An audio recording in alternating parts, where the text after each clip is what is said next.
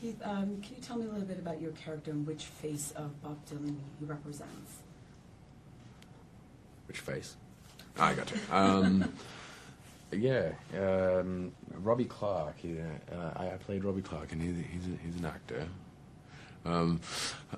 I guess Robbie, in a sense, was less of himself. Like, the character was less of a part of Dylan than the actual story that he was within. Like, I feel the scenario and the era in which Charlotte and I were playing and represented more of Dylan than the actual person. You know, like I wasn't required to physically portray Dylan in any way, and so that, you know, I really feel like we were just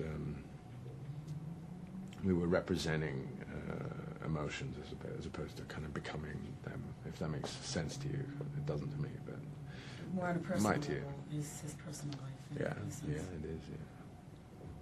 Yeah. Did you, were you influenced at all by Bob Dylan's music growing up, or I mean, I know he's before your generation, but I knew his music, and I knew all of the obvious songs and albums, like all the essentials, but I hadn't dived in properly until this movie.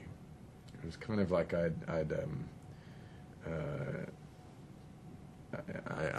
was somewhat kind of, I'd scheduled him for some time in the future, and it was like he needed proper time in my life to kind of sit down and get obsessed. I knew I'd be obsessed by him once I get obsessed by things, and particularly artists and music even, and you know, and I knew Bob Dylan needed a chunk of time. But anyway, this film prematurely kind of sent me into that obsession, and so I started reading the books and watching the docos and buying the music, and so my appreciation and understanding, well, not even understanding, my respect for him expanded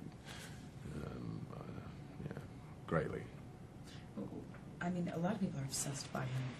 Now that you're talking about obsession, what is it that, you know, why do you think that is? I mean, aside from his music and powerful words. Well, for me, I greatly admire his, I don't know if it's courage, but his just ability to, like, evolve and present his growth, and instead of like hiding it and staying stable and safe and on this plateau, he's not afraid to kind of grow and express his growth, and you know, he was a chameleon. He didn't conform to kind of you know, public demand and or people's expectations.